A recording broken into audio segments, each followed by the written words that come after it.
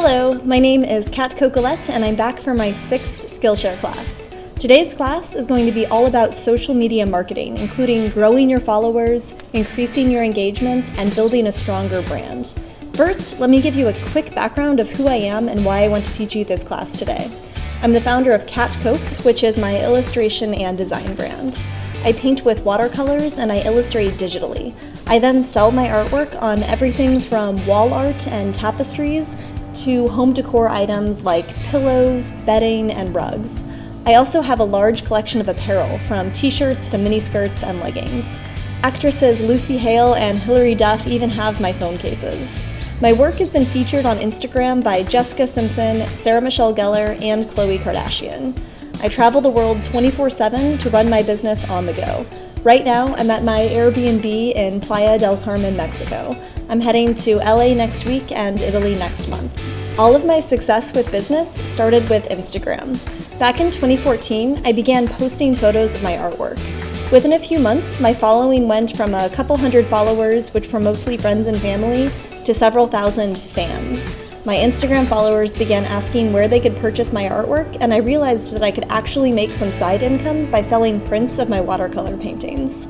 I'd never monetized my artwork like this before, but thanks to Instagram, I had the potential customers ready to buy. I set up an online shop through Society6, which creates products out of artists' artwork. Then directed my Instagram traffic over to Society6 so that my followers could buy my products. It worked.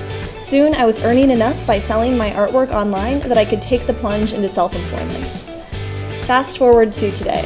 Since then, I've had years to craft my social media marketing strategy and broaden my reach across other social platforms. Today, I have a combined following of just under 40,000 followers across Instagram, Facebook, Twitter, and Pinterest. My primary method of marketing is using these 4 social media platforms organically, which means original and authentic content, not paid ads. In my class today, I'm going to tell you the exact steps I took to get to this level. I'm going to share all the strategies I'm currently using on social media, which will cover my most essential tips for growing your followers, strengthening your brand, boosting sales, and driving more traffic from social media to your website, blog, or online shop. First, we'll cover exactly why social media marketing is vital for businesses and brands, and then we'll dive into the pros and cons of each platform so you can decide which is best for you. I'll share my top tips for crafting the perfect profile, including tips for writing a polished bio, uploading the best profile picture possible, and filling out your profile with all the key points of information that customers want to see. Next, we'll learn the key elements for whipping up content for the perfect post. Then we'll learn how to optimize it for each platform, from Instagram and Facebook to Twitter and Pinterest. If you're getting into social media marketing, a big part of your focus is on growing your follower count. After all, that's the title of this class, and it's a big part of what you'll be learning today. So I'm dedicating 2 entire sections for my best tips for growing your followers and getting more engagement across the board. We'll also cover hashtag do's and don'ts, consider strategies for how often to post to social media, and even take a peek at your analytics so you can understand which types of posts resonate best with your followers. To polish everything off, I put together 5 extra bonus tips to share with you at the end of this class.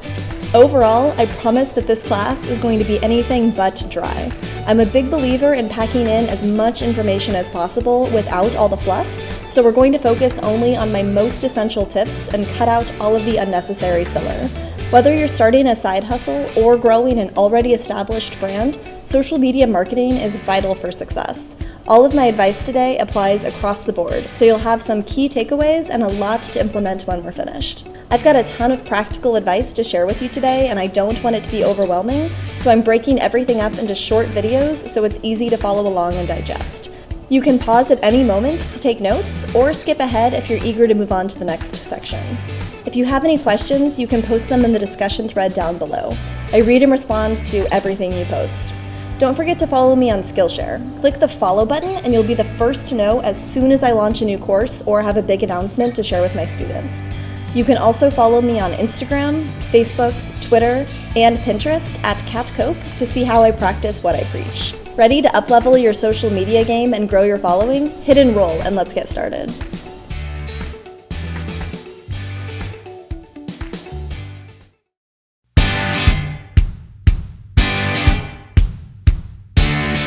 If you're taking this class, it means at the very least you're curious about social media marketing and want to know how it can help you monetize and grow your brand. So before we dive into the nitty-gritty, I want to take a moment to explain exactly why marketing on social media matters. Social media is where your audience is. They engage with their favorite brands, make purchases online, and show brand loyalty when they recommend products to their friends. That means if you're wanting to connect with a 20-something fashion blogger, you post on her platform, Instagram, and use hashtags that will catch her eye. Last but not least, you have access to all of the data of how well your social media posts are performing. This means you can quickly establish what is and what is not working and hone in on the sort of content that is resonating most with your audience. Essentially, this means you're working smarter, not harder. Considering all of this, social media is one of the simplest and most effective methods of marketing your business. You can appeal to your audience as well and find and connect with new customers. You can even ask questions to your followers, like if you want to gauge their interest in a new item before it hits your shop, or find out what they're most interested in from your brand. You can also increase sales, drive traffic to your website, blog, or shop with just one click. You'll boost your SEO, increase conversion rates, and provide social proof that your brand is worthy. During all of this, you're growing your brand recognition and making yourself more credible and authentic. Okay, that's my pitch for why social media marketing is so vital for your brand, whether you are just starting out with a side hustle or you're already established. Now, let's dive into a quick breakdown of the pros and cons of each social media site.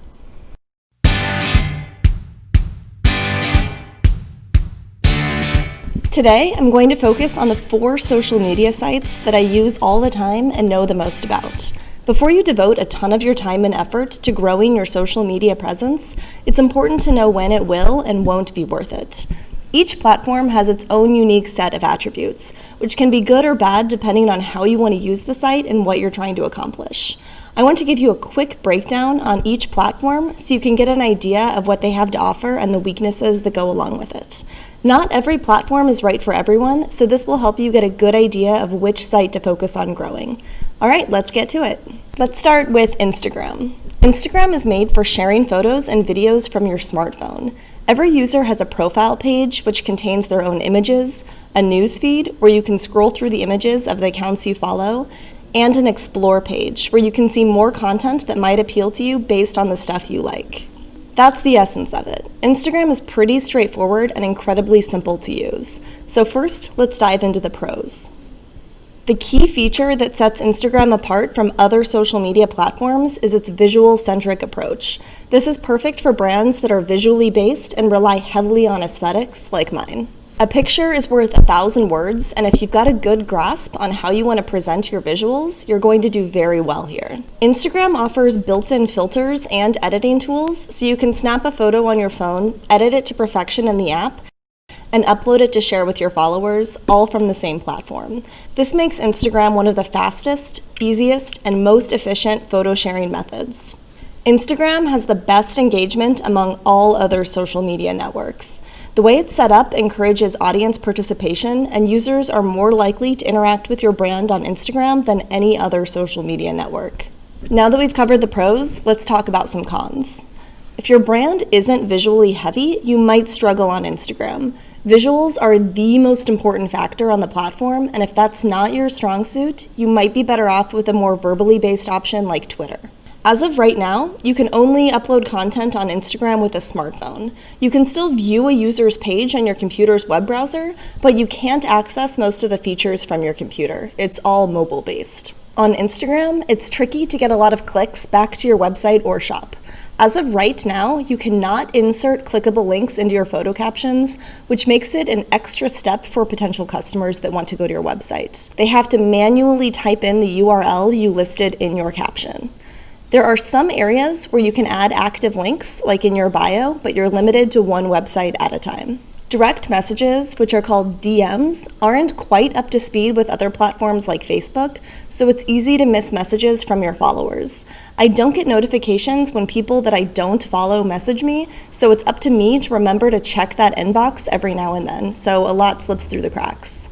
And the last con of Instagram is that bots are spammy and annoying and everywhere.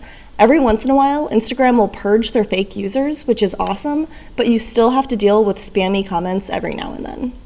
All right, next up, Facebook. Pros and cons of Facebook. With over 2 billion followers, Facebook is the world's most popular social media network. It has the largest number of frequent users, which makes it the most appealing network in terms of sheer reach. Facebook is also where all your friends and family hang out. I'm not suggesting that you start bombarding everyone you've ever met with sales pitches, but if you post in moderation, you might find your immediate network wants to support you. My first handful of sales came from friends after I posted a link to my shop to Facebook. With Facebook, it's easy to embed clickable links into your posts, which makes it super simple to direct your followers to an external site like your website, blog, or shop.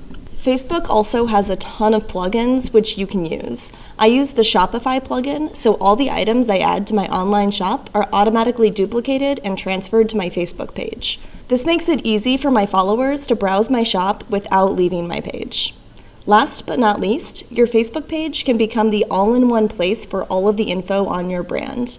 You can list your contact info, website, services offered, respond to private messages, and earn customer reviews. You can even create photo albums that contain the products or services that you're offering. Okay, let's dive into cons. For me, the biggest con with Facebook is that their algorithm changes at a rapid pace and they favor paid content over organic content. This means that if you don't pay $5 to have a post sponsored, very few people that follow your page are actually going to see it. Because you're facing the potential of very low visibility, generating engagement can be pretty tricky on Facebook. Like the rest of the social media platforms, Facebook isn't great for B2B business. So if you're not a consumer-facing brand, it's going to be hard to gain a following. If that's the case, it's probably better to stick with LinkedIn. And last con with Facebook. Negative feedback can be very visible. If a customer makes a complaint about your page, it's public and visible for everyone to see. I'll dive into how I deal with negative comments later, so hold your breath for that one because it'll be a doozy. Next up, Twitter. If Instagram is the visual site, then Twitter is its verbal counterpart. Twitter is your go-to for seeing what's happening in the world exactly as it's happening. Twitter is live updates, always evolving throughout the day. Twitter is an online news networking site where people and brands communicate in short 280-character messages. The idea is sometimes referred to as microblogging. So let's talk about some pros. Twitter is renowned for its brevity, thanks for the 280-character tweet limit. This makes it easy to create and publish new content very quickly. With the limited amount of characters, you tend to get right to the point. Twitter is the best platform for having a dialogue with another individual or brand. By hitting reply, you can engage in a direct conversation with another user. The message thread is highly visible and simple. Everything is in chronological order, so it's easy for others to follow the conversation and engage with you as well. You can provide customer support on Twitter as well. People expect really quick responses on Twitter, especially compared to every other social media platform, which isn't as direct. And the last pro. Unlike Instagram, Twitter allows you to retweet other users' posts. This is great if you're low on content and need something to share with your followers ASAP. All right, let's talk about a few cons. Twitter is the fastest-paced social media site out there, so if you snooze, you lose. With 6,000 tweets every second, it can be easy for your content to slip through the cracks and go unnoticed. With so many loud and active users, it can be hard to get attention. The defining characteristic of Twitter might just be on your cons list. This is the character limit count for all of your posts. If you tend to write a novel when you post content, this probably is not the platform for you. Next up, Pinterest. Simply put, Pinterest is an online pin board. Users collect visuals and organize them into various boards. Here's what my boards look like. I categorize my visuals into topics like typography, illustration, branding, food, etc. I can click on most of these pins and follow a link back to the original website from where they were originally pinned. The pros of Pinterest.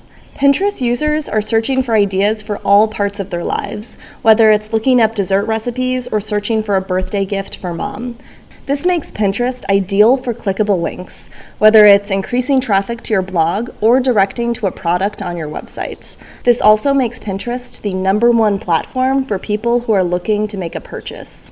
Because each pin will lead back to the original website in most cases, you can get a lot of referral traffic through Pinterest as well. Unlike Instagram, Facebook, and Twitter, the content you upload on Pinterest has a much longer lifespan.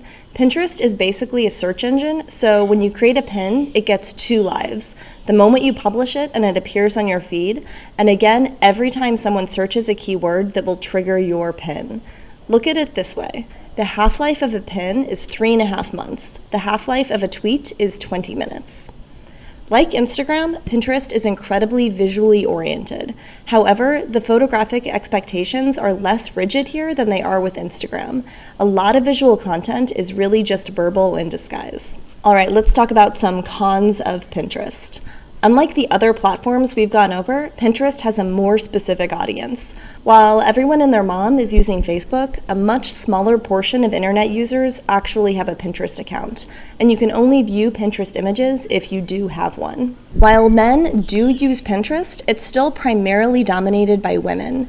If your target audience is men, this probably is not your ideal platform. Like Instagram, you cannot create a post on Pinterest without an image. The image is the backbone of the platform, and you'll need one to publish anything. Another con is that it can take a lot of work to build up your Pinterest page into something solid. You'll need to create boards, then populate each board with images that fit that category. It's a more intensive setup than other social media networks. Once you get everything set up and start pinning, a pin needs to be shared to actually gain traction, so you rely heavily on your followers to promote for you. Overall, all of these platforms are free to set up and free to post content. Each of them have advertising options where you pay money to boost a post to reach a much larger audience. Ad prices start as low as $5, but you need to know exactly what you're doing to set them up. My class today is about organic content, which means free content that you don't pay for. But if you're interested in learning about paid ads, I encourage you to do some research on that avenue as well. It's important to keep in mind that your audience can be put off by content that seems a little too salesy. After all, they're on social media for a social experience, not an ad pitch. We'll dig deeper into this later, but it's something to keep in mind across the board. There are a ton of other platforms out there, but these are the 4 I'll be going over today. Some other social media platforms include Snapchat, LinkedIn, YouTube, Tumblr, Google+, and Flickr. Now that you have a basic knowledge of each of the primary 4 platforms, it's time to figure out which one is best for you. Chances are some social media platforms are going to be more suitable for your business than others. If you're just getting started, it's best to focus on 1 or 2 platforms that you can devote all of your attention to, rather than spreading yourself too thin and trying to do it all. All right, let's move on.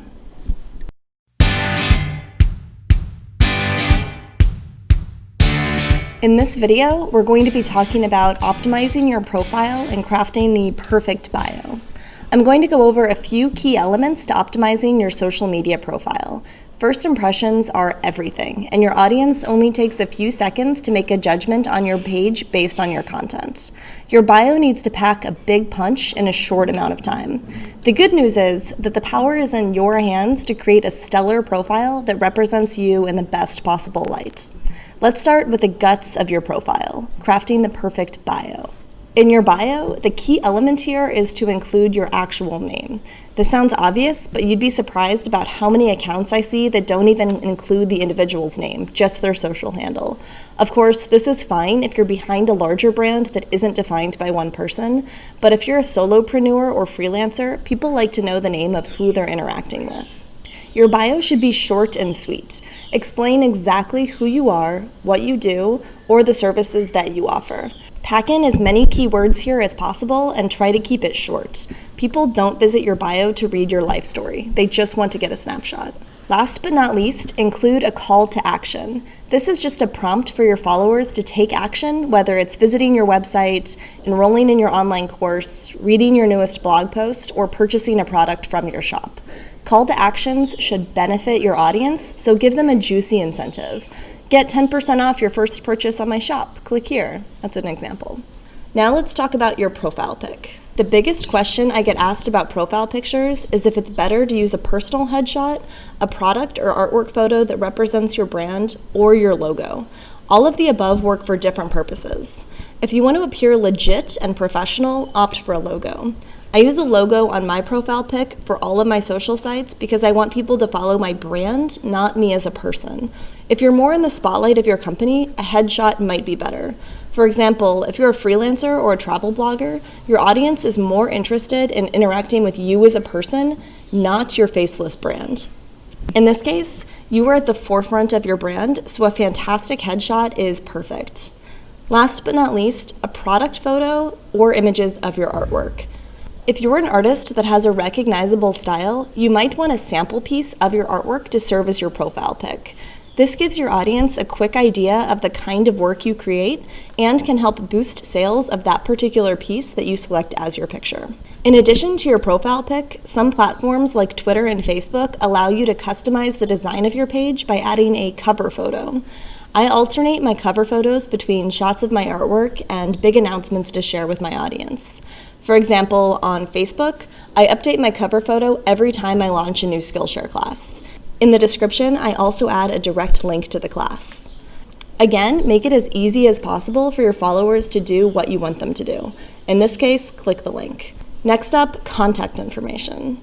Always, always, always include your email address. I get a lot of new work based on people finding me on Instagram.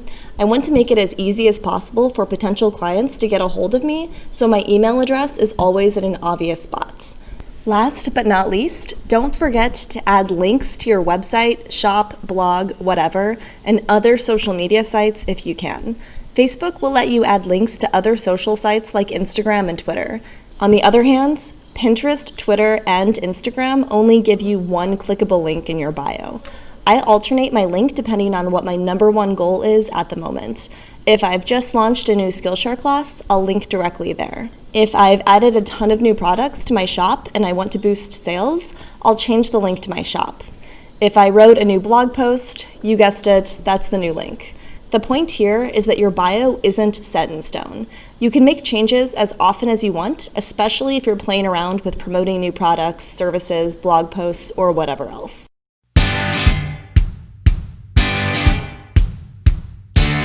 In this video, we're going to be talking about the elements that make a great post. Regardless of which social media site you're using, across the board, content is king.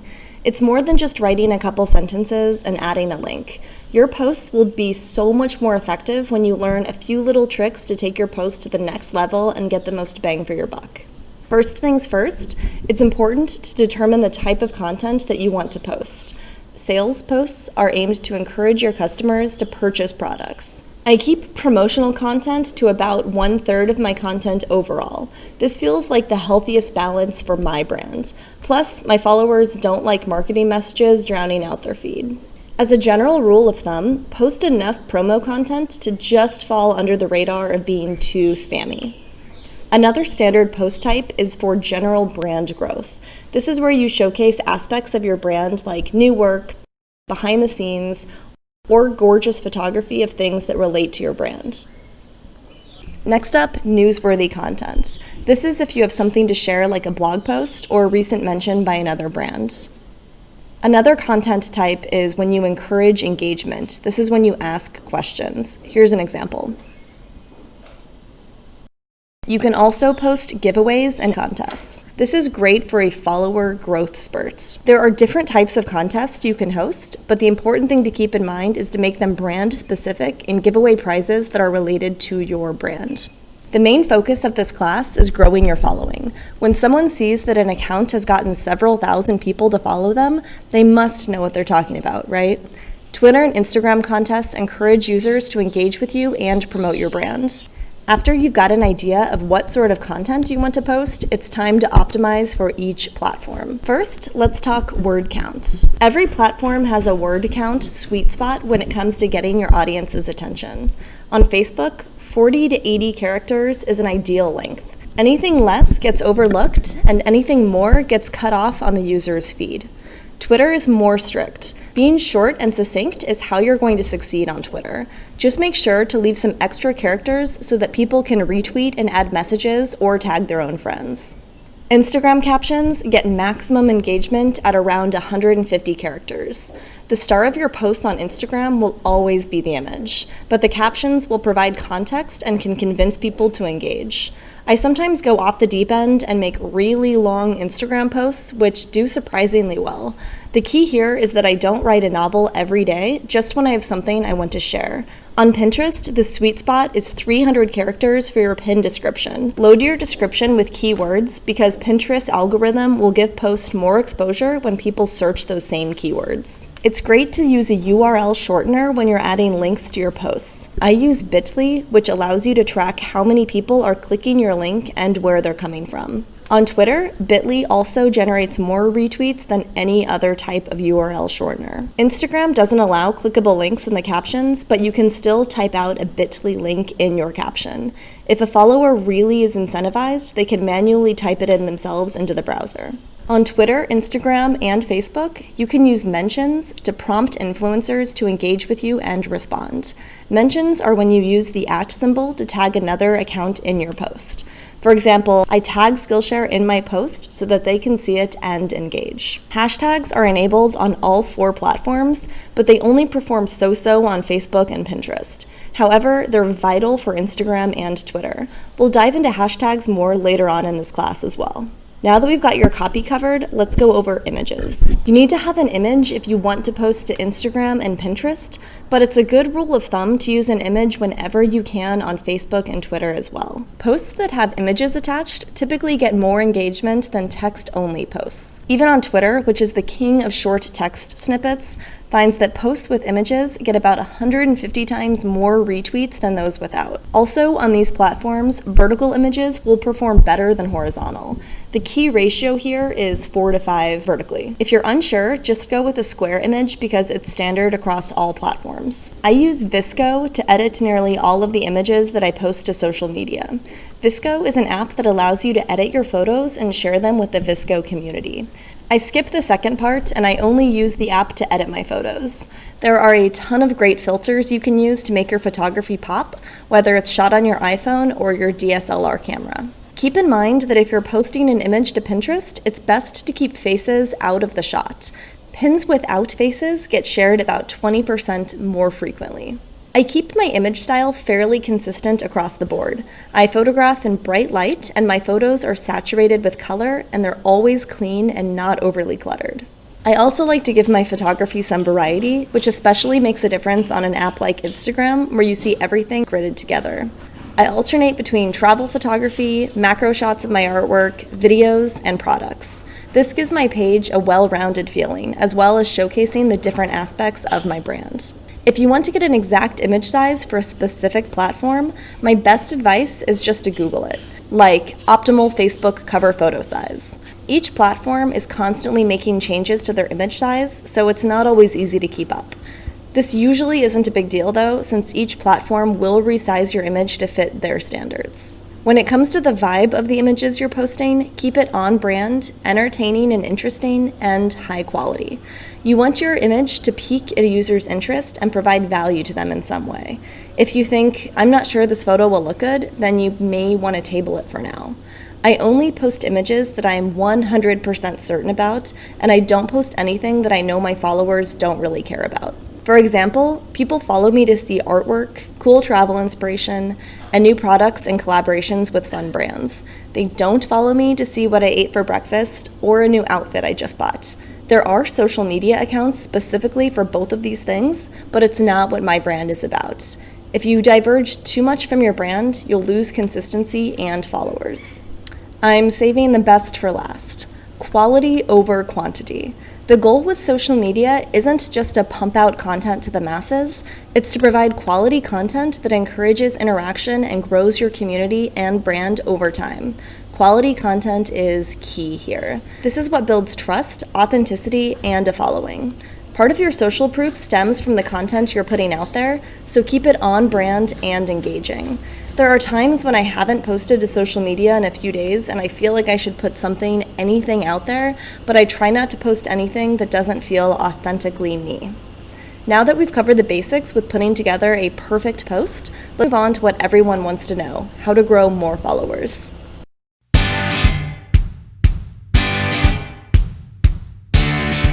Let's face it, if you're getting into social media marketing, a big part of your focus is on growing your follower count. After all, that's the title of my class, and it's a big part of what you're learning about today. When it comes down to it, numbers matter. Social proof is real. When users see an account with a large following, they view them as trustworthy, professional, and worthy of following. For example, if I'm deciding between two wine bars and one has thousands of Instagram followers, gorgeous photography that shows their specialty drinks and their atmosphere, and loads of positive comments and 5-star reviews, chances are I'm going to pick that restaurant over the alternative with a couple hundred followers, mediocre content, and a handful of so-so reviews. It's true that followers aren't everything. Content and engagement are the crux of your social media brand, but a large following is still far from worthless. Whether you like it or not, people make a snap judgment about your brand based on your follower count. Your numbers of followers can also make the difference between someone deciding to hit follow or leave your page.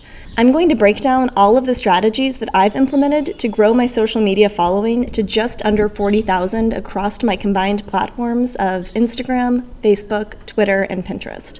Let's get started. First up, everything I'm covering in this class today, like optimizing your profile, crafting a perfect post, and strategizing your content, will all help you boost your follower count. But there are a few specific strategies I want to draw attention to in this lesson. The most important thing is to give people a reason to follow you. What is the incentive for someone to click follow when they see your page? For me, it's a variety of reasons. First and foremost, they like seeing my art. A good chunk of my content is related to the artwork that I'm creating every day. This is the foundation of my brand, and it's how I got started on Instagram. Second, my audience likes seeing the behind the scenes of my life. About 25% of my content is lifestyle related. I share pictures of my travels and write about my experiences in each place. I snap a picture of what my office of the day looks like. Usually my laptop in a coffee shop or co-working space somewhere in the world. Third, my audience is interested in my advice and resources for other creatives. A large portion of my brand is dedicated to helping out fellow creatives and small business owners. This might even be what brings you to my Skillshare class today. And lastly, I frequently provide discount codes to my shop. Everyone likes an insider deal, so every once in a while, I'll post a discount code or free shipping offer that is exclusive to my social media followers. People don't follow me to see selfies, food shots, fitness advice, outfits of the day, or whatever else. There are social media accounts dedicated to this sort of content and they're thriving, but it's simply not part of my brand. It's important to understand why people follow you and stick to that sort of content. I might take a selfie that looks really good and I'm tempted to share it, but unless I can tie it into the staple content that I've listed above, it's best to post that on my personal Facebook page, not my business social media accounts. Consistency in your visuals, message, and voice is absolutely crucial. My next strategy for growing your followers is to follow relevant accounts. This is important for a few reasons. One, it's great to see what other people and brands are doing in your arena. I love seeing what other painters are up to and what sort of content they're sharing with their audience.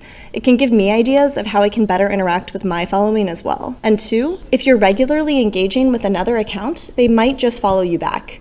You can find relevant accounts by searching hashtags on any platform, browsing the Discover page on Instagram, and using search functions on Pinterest.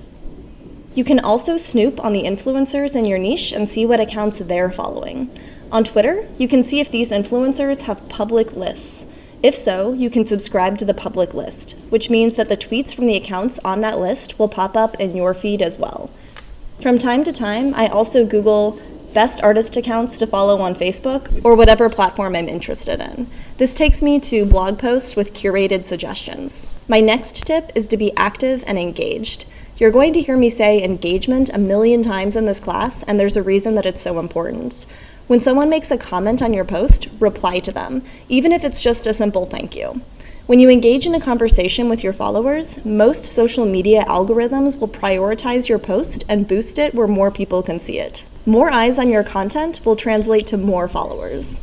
It's also crucial to be active within your inner circle. Like, comment, and share other accounts' posts. Be an active member of your community. This will give you more exposure, which will directly lead to more followers. When doing this, it's important to focus on the community that contains your core audience. If you're a makeup artist, comment and engage with that community, because those are the followers you want for your own brand. Next tip, be personal. I post a range of content that's geared at appealing to my core audience, but overall, I found that any post that includes a personal anecdote will get loads more likes and interaction than a generic post about a new iPhone case that's available on my shop. I try to add a little bit of my personality to all of my social media posts, whether it's a quick recap of where I was when I painted a particular illustration, or a full-blown story of that time I got to swim with baby otters and I started crying in the pool because I was so happy. I love sharing these stories and my audience enjoys reading them. For me, it's not a chore to post on social media. I genuinely enjoy getting to share aspects of my life and brand and interact with the people that follow me. Having genuine content has been a huge factor in people deciding to click follow. My next tip for growing your followers is probably something you've heard 1,000 times, but it's vitally important. Post frequently. The cold, brutal truth is that if you stop posting to social media, your followers will forget about you. The general rule of thumb is to post 3 to 15 times a day on Twitter, which to be honest, I rarely do, so my Twitter following could definitely use some improvement, 5 to 12 times a day on Pinterest, and 1 to 2 times a day on Instagram. The timing of your posts also matter. Even though most platforms use an algorithm instead of chronological order to decide what appears first on a newsfeed, the timing of your post also matters. Even though most platforms use an algorithm instead of chronological order to decide what appears first on a newsfeed, the time of your post can make or break the interaction you receive right off the bat. Times vary per platform and per audience, but for me, I get the most interaction, likes, and follows when I post in the evenings. This is even more evident when I'm in Thailand, exactly 12 hours ahead of everybody in the States. If I post in the middle of the afternoon in Chiang Mai, aka 3 in the morning in America, my posts struggle to get any traction. Most of the time, I get a post ready the night before, then publish it as soon as I wake up so that it will hit my American audience around dinner time when they're most engaged in social media. Next up, use hashtags. This one is so crucial that I'm dedicating an entire lesson to it, so more on hashtags later. I just wanted to mention it here because it's a make it or break it factor when it comes to promoting your post and gaining followers. Okay, so more on this later. A quick word on bots. They're pretty much worthless. 1,000 active and engaged users are better than 10,000 fake bots. Bots aren't going to buy your products, read your blog, or purchase your services. The only thing they do is bulk up your following, which does increase social proof until people realize half of your following is fake. My next piece of advice. Promote your social media channels whenever you possibly can. If I'm doing a speaking engagement, guess what's on the first slide as everyone is taking their seats and chatting? You guessed it, my Facebook, Twitter, Instagram, and Pinterest handle. If I'm going out with friends and I meet someone new and we get to chatting about what I do, they usually like to see my artwork. So I suggest they check out my Instagram for a snapshot. It's shameless, but it works. I also share my Cat Coke Facebook posts on my personal Facebook page about once a week. This boosts my post amongst my friends and family, and they're the most generous with likes than any other group. If you do go this route, just make sure that you share sparingly. A few posts a week is great. Most of your friends like to know what you're up to after all. But I don't overdo it because it can be super annoying for everyone else when you bombard everyone's newsfeed with your brand's content every single day. My last tip is to include your social media handles in your email signature. That way, a clickable link directly to your Twitter goes out every time you send an email. Also, along the lines of promoting your social media channels at every opportunity, include them on your website, preferably in the header, footer, and your About Us page. Make it as easy as possible for people to follow you on every platform that you're active. You can even cross-pollinate your channels, like posting a link to your Instagram page on Twitter with a relevant photo, or by pinning a photo from your Facebook page to a Pinterest board. I even weave social media mentions into contracts with clients. For example, if I'm working with a high-profile brand that has a massive social media following, I usually stipulate that they give me 3 or 4 mentions on social media as part of our payment terms, especially if their audience aligns perfectly with mine. This is a great bargaining chip because it's essentially free for them to give you, and it can make a huge difference in your following overnight. After working with FabFitFun, I gained 2,000 followers in a week. The last time Skillshare mentioned me on Instagram, I gained 300 followers overnight. Another strategy that's along the same lines as this is to partner with a brand and promote each other. They'll publish a post that links back to your account and vice versa. This sort of collaboration can be incredibly effective in mutually growing your following. I don't really like to use the term hacks when it comes to growing your following. These are all genuine strategies to growing your followers organically. Authentic growth doesn't happen overnight. It takes time to build up a strong following of people that are interested and engaged with your brand. These are the types of followers that will be purchasing your products and services, reading your blog, and converting into actual customers. If you follow these steps, you'll be able to build a following that is both large and valuable.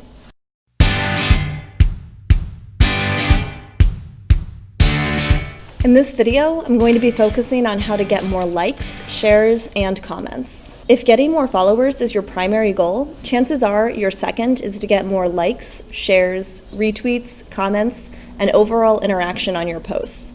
In this video, I'm going to go over the surefire ways to increase your engagement. You've probably heard this a million times. Engage with your social media community. There's a reason you hear this parroted by anyone who's found success with social media. It's because it's true. First off, let's break down what engagement actually means.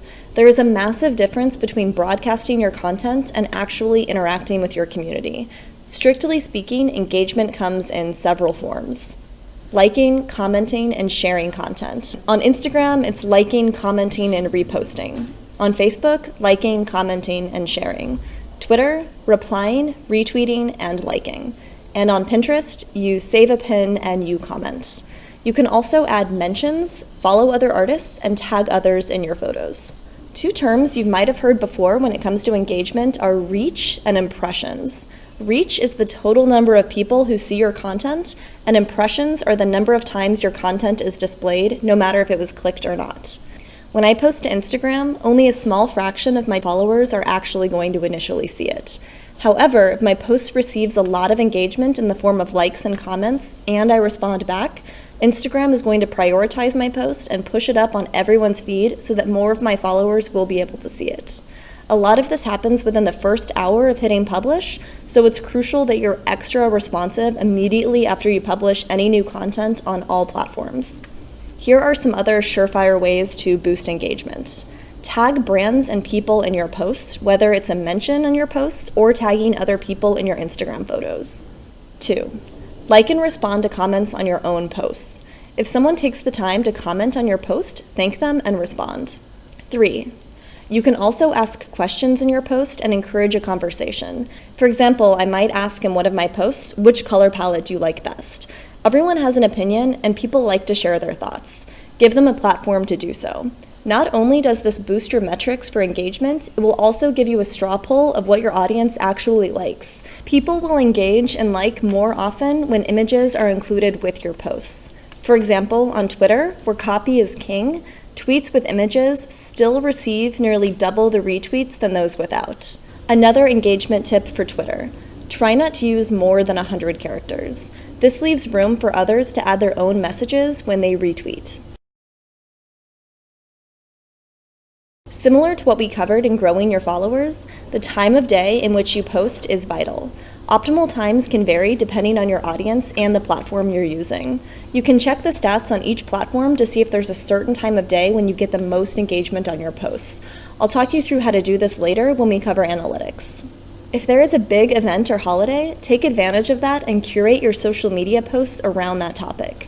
My most liked Instagram post of all time is a digital illustration I created and posted on International Women's Day. The quote is, "She believed she could, so she did."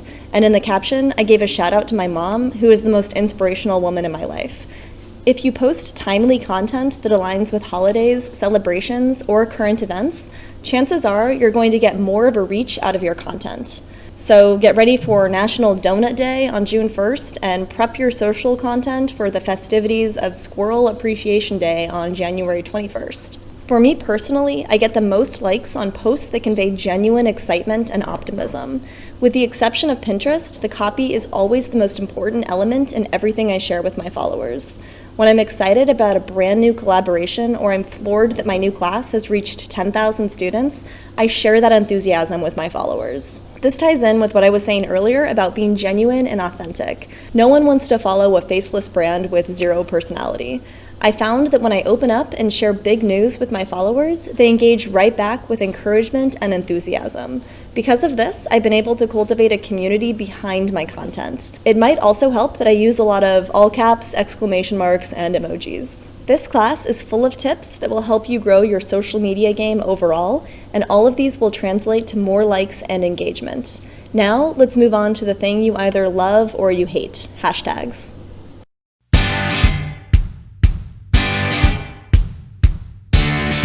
Everyone loves to diss on hashtags, but they are arguably one of the easiest ways to organically expand your reach on social media.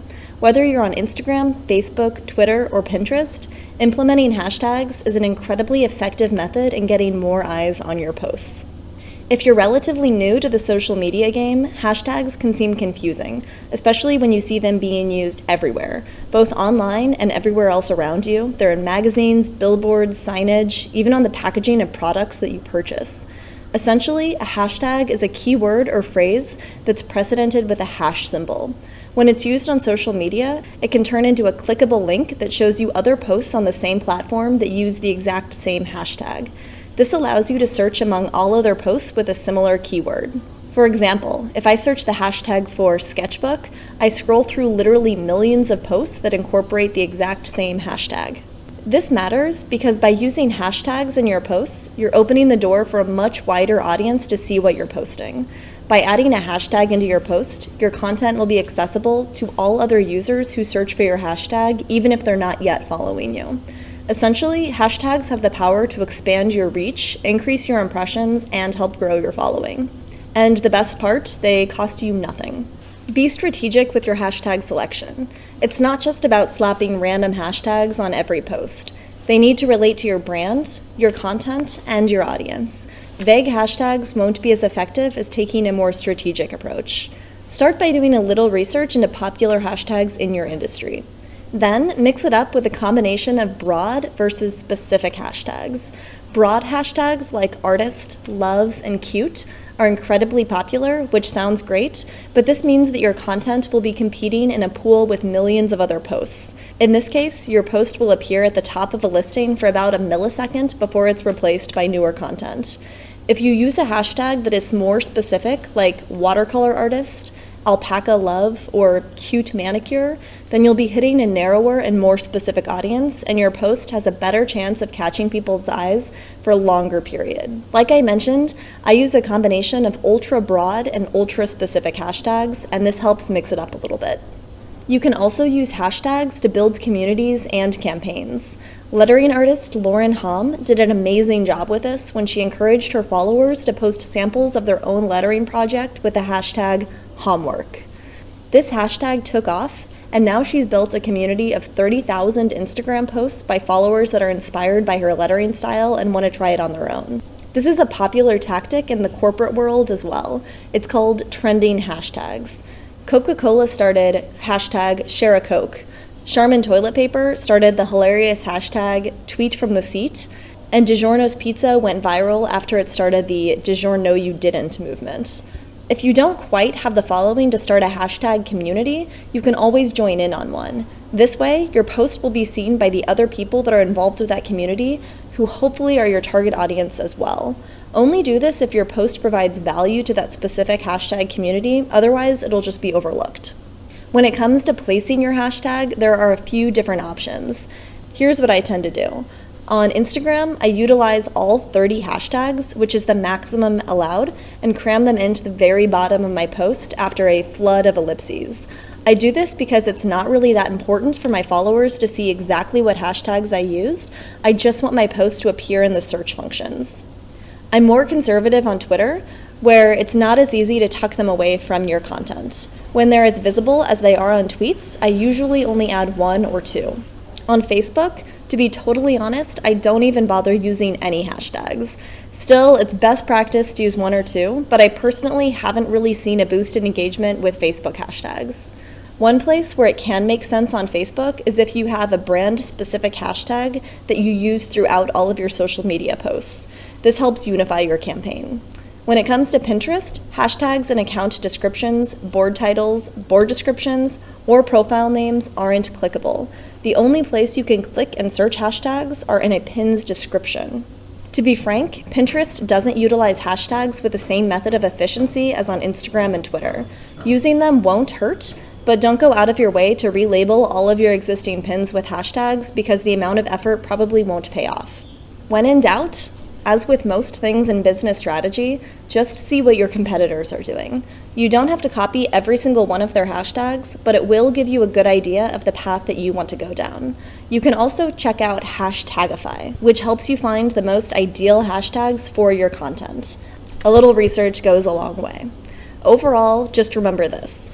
You want to use hashtags that will resonate with your audience. If you're a cake baker, use hashtags that your audience will be following, like sweet dessert, cake decorating, or culinary DIY. This way, you're targeting the types of followers you want for your brand. These are the people that will be the most interested in your content and most likely to engage with you on social media and purchase your products afterwards. Next up, let's talk about the frequency in which you should post to social media.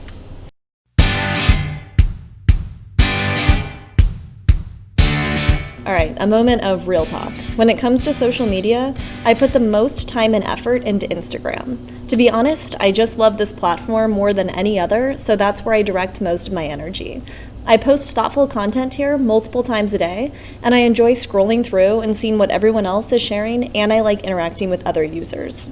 This probably isn't a surprise, but I'm a bit of an Instagram addict. I put the second most amount of effort towards Pinterest, then Facebook, and then Twitter. So it's not much of a shock that when it comes to followers, they range from most to least in that exact order. Simply put, whatever platform you're the most active with will probably be the one where you grow the most followers. In a perfect world, you could have infinite time to dedicate towards posting on every social media platform multiple times a day with a variety of engaging and well thought out content. But the reality is that we've all got other things on our plate and our lives are about prioritizing our time.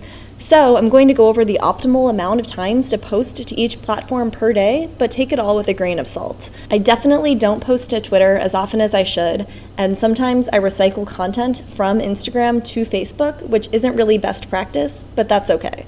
All right, disclaimer over, let's dive in. Here's the breakdown of how often the experts say you should post on each platform. Instagram and Facebook, 1 to 2 times per day. Twitter, 3 to 15 times a day. And Pinterest, 5 to 12 times per day. Of course, how often you post to each platform also depends on your brand. If your brand is highly visual, like mine, you'll probably be utilizing visual-centric platforms like Instagram and Pinterest more frequently.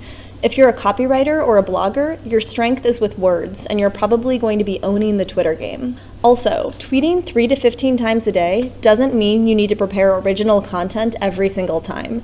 You can also retweet other users' posts. This is a great workaround and a 2-for-1 bonus. 1, it's super easy and requires minimal effort, and 2, it shows that you're engaged with the community by promoting others' content. Just make sure that whatever you're retweeting is consistent and on message with your own brand. The same thing goes with Pinterest. The vast majority of my pins aren't my artwork, they're just cool visuals that I love and relate to my brand. I'm an illustrator and designer, so posting inspirational typography, patterns, paintings, logos, and gorgeous photography all relate to my brand and appeal to my audience. Each platform moves at its own pace. Twitter is a high volume and low value network, which means that you can share other users' content more frequently here than other platforms. Facebook is the exact opposite, low volume, high value. So on Facebook, you're only expected to post once or twice a day, but the stakes are higher here on the content, which needs to be more valuable and interesting to your audience. Another cool metric to look at is the half-life of your social media posts. Half-life is a reference to the amount of time it takes for something to fall to half of its initial value. In social media, this is a way to look at how long your post will be relevant before users stop seeing it and it becomes irrelevant. Tweets have the shortest lifespan across all social media platforms. This makes sense since Twitter is so high in volume. The entire basis of Twitter is for people to quickly share their thoughts. So for Twitter, the half-life usually kicks in about 15 minutes after your tweet was published. Compare that to the half-life of a pin on Pinterest, which kicks in after 4 months. Pins are also 100 times more spreadable than tweets. This is also the nature of Pinterest. It's a visual search engine, so time relevancy is less important than on Twitter, where breaking news is more important. Instagram's half-life is generally under an hour, although this has been changing recently as they prioritize posts based on engagement, not the publish date. You get a little longer on Facebook, generally about 90 minutes before the half-life kicks in. The reason I'm breaking all of this down is so that you understand why it's important to share your message multiple times. A lot of people are hesitant to repost the same info more than once because they don't want to annoy their users with redundancy, but the truth is that the vast majority of your followers don't even see your post, especially if they weren't logged into Twitter in the last hour. So if you're publishing a new product or promoting your freelance services, get that message out there as frequently as you can. Stay on top of your posts. By publishing new content frequently, your account will continue to reach your audience and remain relevant. That being said, I do take social media breaks every now and then. If I'm on vacation and having an awesome time, I'm probably not going to be logging into Pinterest. When it comes to the time of day to post, some experts insist that timing matters, while others dismiss it entirely. Algorithms change constantly, so there's probably some middle ground here. Personally, I found that any post during the day or evenings generally does well, but posts in the middle of the night see drastically less engagement. So as long as you're not posting at 3 a.m. every day, you should probably be fine.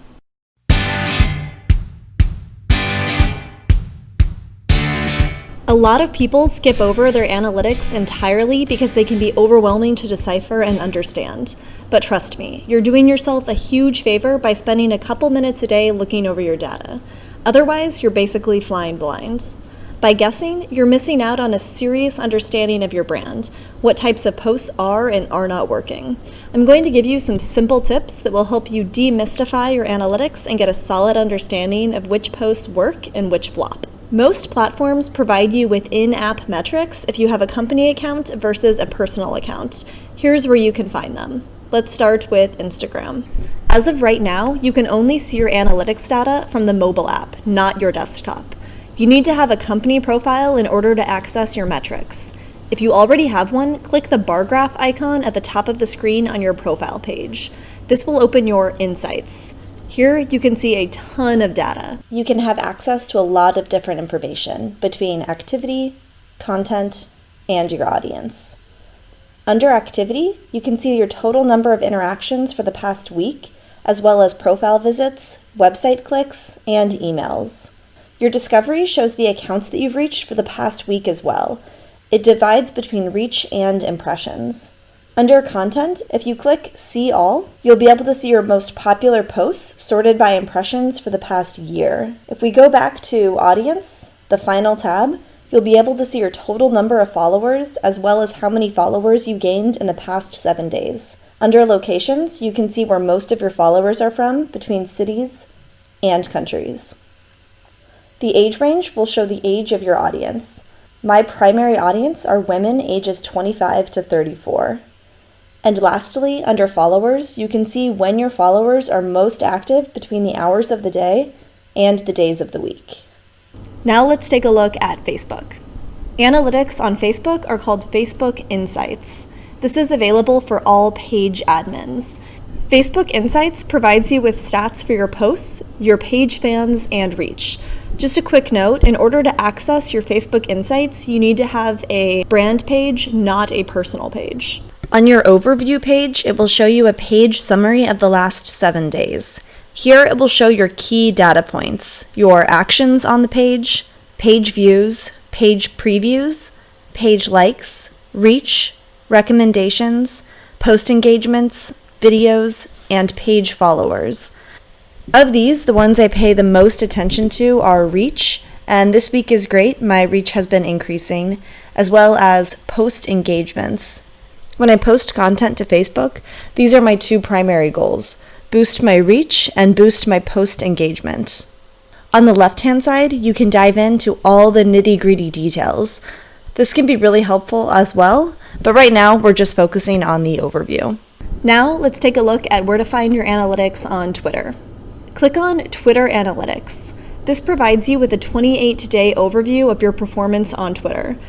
On your summary page, you have access to your tweets, tweet impressions, profile visits, mentions, followers, and a lot more. You can even scroll down and see your top tweet of the month, as well as your top mention. Scrolling down even further, you can see your top follower of the month, including how many people follow them. You can also see your top media tweet and how many impressions you earned. For me, it was this tweet promoting one of my last Skillshare courses. You can dive into this information and focus on whatever aspects you'd like to for your brand, but for me, the things I look into most are my tweet impressions and mentions. My tweet impressions did great this month, but my mentions are down, so that's something that I do want to focus on for the next month to come. Lastly, let's take a look at Pinterest. Pinterest Analytics. The Pinterest dashboard provides insights into followers, impressions, audience stats, and engagement. You can view detailed reports to gain a better understanding of which boards and posts perform best. Analytics are available for personal and business pages. As you can see, with analytics, you can measure pretty much anything. It's easy to get caught up in analyzing all the intricacies in your posts and every bit of data that comes along with it, but for those of you who are just starting out, you only really need to focus on a few things. 1. Let's start with conversions. A conversion is basically getting someone to respond to your call to action. So if you upload a picture of a tote bag on Facebook and include a link to your shop in the post, each person that clicks on that link is a conversion. A conversion could also be someone clicking like on your Instagram photo or someone replying to your tweet. Really, a conversion is whatever goal you set up for yourself and your post. 2. You should also take a look at your reach for each post you make to see which posts perform better than others. Reach is the size of the audience that you're able to communicate with. You can compare your posts to see which one scored the highest reach and learn which kind of content will get you the best rankings. 3. Engagement. Engagement is the total number of interactions, likes, shares, comments, retweets, or whatever on a post. My engagement tends to go up whenever I ask a question in a post or share a piece of artwork that really resonates with my audience and they want to share or tag their friends in that post. These are the top 3 things that I personally track. There are a ton of other data points that you can analyze, but I like to keep it pretty simple. If you're interested, you can also track impression, follower growth rate, unique visits, referral traffic, bounce rate, influence scores, and loads of other data. So if you really want to dive in, you can go down that rabbit hole as well. But I promised a quick peek at analytics to you guys, so we're going to keep it simple and sweet.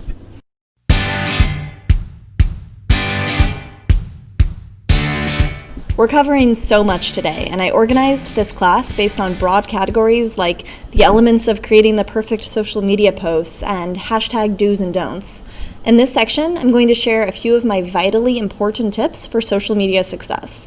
Of course, this entire class is vitally important information, but I'm going to fill you in with the bits of advice that weren't covered in the general topics. 1. A lot of people ask me how I edit my photography. For 90% of the photos I upload, I use the Visco app and edit and enhance my photography there. Visco is a mobile app that allows you to edit and share your photos. I use it for editing, but skip the sharing part. I already have enough social platforms to manage. 2. What do you do when you're light on content? This happens to everyone. The well runs dry and you don't really have anything new to share. Don't stress, you can simply retweet, repost, and share old stuff. I have a strong suspicion that Throwback Thursday, hashtag TBT, started because someone needed something to post and was drawing a blank. 3. Let's talk about negative comments. I'm going to give you my personal experience here. Negative comments don't happen that often, but when they do, they hurt. If it's something personal, non-constructive, or just plain mean, I delete it without a second thought. If someone leaves an upset comment that isn't personal, like if their phone case that they just purchased from my site broke or their package hasn't yet arrived, then I'll make it a priority to respond ASAP, offer my apologies, and ask them to send me a private message or email so that I can look up their order info and make things right. So in a nutshell, if it's hateful and has nothing to do with how I run my business, delete. If it's a genuine concern, respond and try to fix the problem. 4. This one is Pinterest specific. Your Pinterest profile is organized into boards, which are the categories that you choose. For example, my typography board contains, you guessed it, cool typography inspiration. You should always have at least one board that contains everything that is your brand. Mine is called Cat Coke Exclusives, and the pins all direct back to my website or my shop. So if someone clicks this phone case, they'll be taken to my shop where they can buy it. Super simple.